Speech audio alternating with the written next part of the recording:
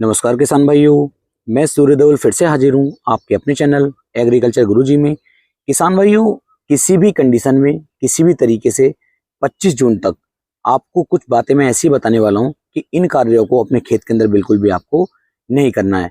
आज किसान भाइयों हमारी 16 जून हो चुकी है और 16 जून से लेकर के 25 जून तक किसी भी कंडीशन में जो गलतियां आज मैं आपको बताऊं, ये गलतियां आपको नहीं करनी है। और यदि आप इन गलतियों को करते हैं तो आपकी गन्ने की जो फसल है वो अच्छी बढ़वार की जगह बेकार होनी शुरू हो जाएगी।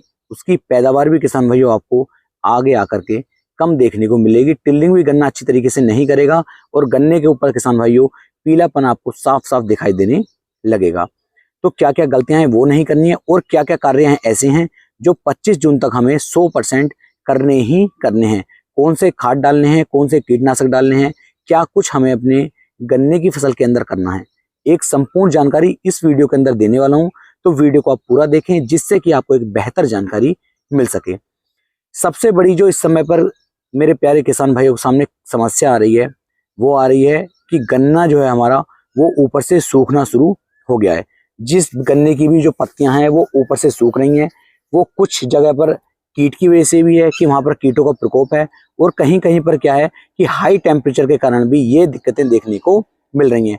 अब किसान भाई जैसे ही किसी भी दुकानदार के पास जा रहे हैं तो दुकानदार उन्हें ये सही सलाह नहीं दे रहे कि आपके गन्ने के अंदर कीटों का प्रकोप है या फिर जो आपका खेत है उसके अंदर ज्यादा गर्मी के कारण, ज्यादा हाई टेम्परेचर के कारण जो आपका गन्ना है वो सूख सा रहा है। 75% के जो ये दुकान वाले हैं उनकी कोशिश यही रहती है कि किसानों को बेवकूफ बनाओ, किसानों को आप पागल बनाओ और उनसे किसी भी तरीके से पैसे ऐंठ लो।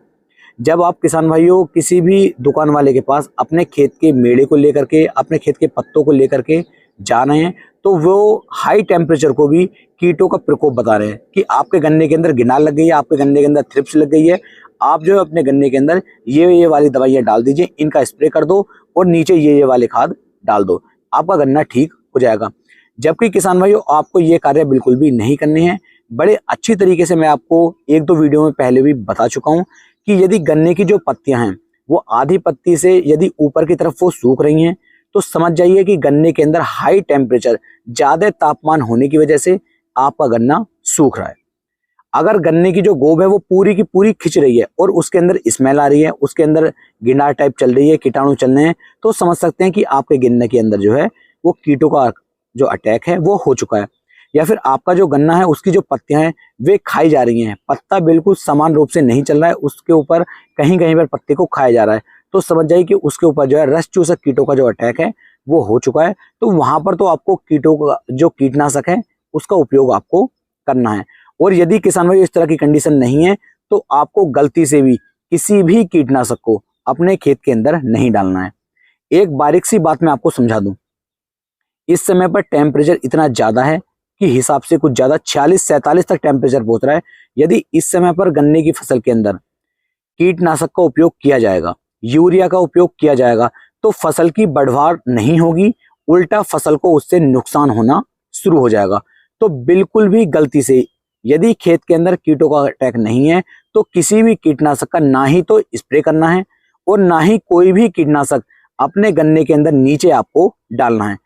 अगर आप लगातार पानी चला भी रहे हैं, जैसे आप हमारे खेत को देख रहे हैं, हमने इसके अंदर गूल भी चढ़वा दी है, बढ़वार बहुत अच्छी है। इस खेत को यदि आप लाइव सामने से देखेंगे तो बहुत ही नंबर एक का एक बेहतरीन खेत ये चल रहा है। बहुत ही शानदार वाली पैदावार इस गन्ने से हमें देखने को मिलेगी। ये मैं खेत के बाहर हूं, यदि अंदर की कंडीशन आप देखेंगे तो एक दमदार वाला गन्ना ये हो रहा है।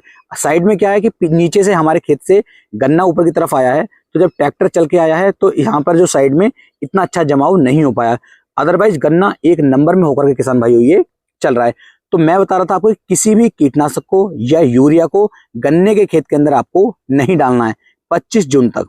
जब एक बरसात अच्छी तरीके से हो जाए उसके बाद आप यूरिया डालिए, उसके बाद आप कीटनाशक डालिए, गन्ने में वो बहुत ही ज्यादा फायदेमंद साबित आपके लिए होने वाला है। लेकिन जब तक किसान भाइयों खेत के अंदर जो है इतना हाई टेम्परेचर चल रहा है मौसम के अंदर और इस समय पर आप यूरिया खेत के अंदर डालेंगे और यूरिया के साथ साथ आप कीटनाशक डालेंगे तो सिर्फ और सिर्फ आपका नुकसान ही यहाँ पर देखने को मिलने वाला है। तो इन गलतियों से किसान भाइयों आपको 100% बच करके चलना है। अब क्या क्या कार्य हैं जो इस समय पर हम अपने गन्ने की फसल के अंदर कर सकते हैं, तो उन पर आपको अब ध्यान रखना क्या क्या है।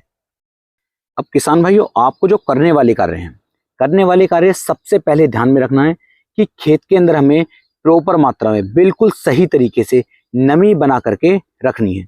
कुछ किसान भाइयों के पास बिजली का भी पानी है, कुछ किसान भाइयों के पास जो हमारा ट्रैक्टर वाला पानी है, कुछ किसान भाइयों के पास इंजन वाला पानी भी है। यानी कि हर तरह का किसान जो है फील्ड में बना हुआ है। तो आपको ध्यान रखना है, यदि आपके पास लाइट वाली व्यवस्था है तब तो कोई दिक्कत नहीं है, आप लगातार पानी दे सकते हैं।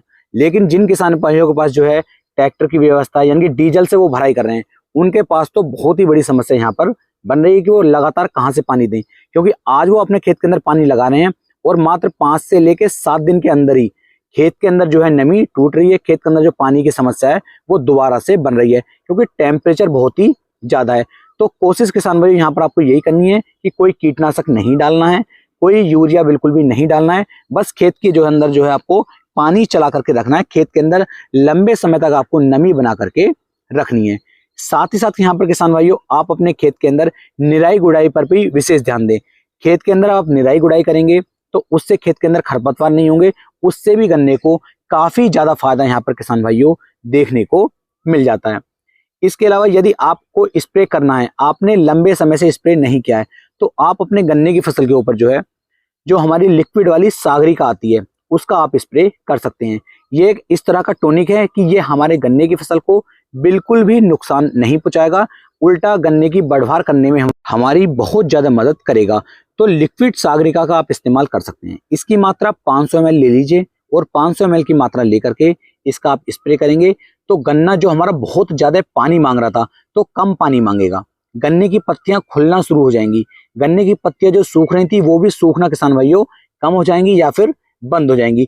तो इस कार्य को आप कर सकते हैं। यदि आप चाहते हैं कि यूरिया मुझे खेत के अंदर डालना ही है, मैंने यूरिया भी लंबे समय से नहीं डाला है, तो सिर्फ और सिर्फ 20 से लेके 25 किलोग्राम प्रति एकड़ के हिसाब से आपको यूरिया का उपयोग गन्ने की फसल के अंदर करना है। पहले आप खाद को डाल दीजिए, उसके बाद खेत के अंदर पानी आप चला दीजिए, जिससे कि किसान भाइयों आपके गन्ने को नाइट्रोजन की पूर्ति भी हो जाएगी, गन्ने के अंदर यूरिया का रिजल्ट भी मिल जाएगा और गन्ना आपका सूखेगा नहीं, फसल को ज्यादा भारी नुकसान भी देखने को नहीं मिलेगा। और इसके साथ साथ यदि आपका बजट है तो जो इफ्को की सागरिका आती है दानेदार में, आप उसका उपयोग भी कर सकते हैं, वो भी 10 किलोग्राम प्रति एकड़ के हिसाब से। तो वो भी किसान भाइयों काफी अच्छा रिजल्ट आपके गन्ने की फसल के अंदर दे सकती है। मैं ये नहीं कह रहा हूँ कि सागरिका ही डालनी है या इफ्को का ही डालना है, लेकिन इतना बता रहा हूँ कि इफ्को की जो दवाइयां होती हैं इन पर किसान भाइयों आप भरोसा कर सकते हैं, ये ओरिजिनल दवाइयां आपको देखने को मिल जाती हैं। तो इफ्को की दवाई यदि आप डाल रहे हैं तो आपको इसके अच्छे रिजल्ट भी देखने को मिल रहे होंगे। और जो किसान भाई इफ्को की ही दवाई डालते हैं वे नीचे कमेंट सेक्शन में जरूर बताएं कि उन्हें कैसा रिजल्ट देखने को मिल रहा है। आज की वीडियो में बस इतना ही। यदि वीडियो पसंद आई हो, वीडियो को लाइक करें, कमेंट करें, शेयर करें और अपने भाई के चैनल को सब्सक्राइब करना ना भूलें। फिर मिलेंगे एक नई वीडियो में। जय हिंद, जय भारत, जय किसान, वंदे मातरम।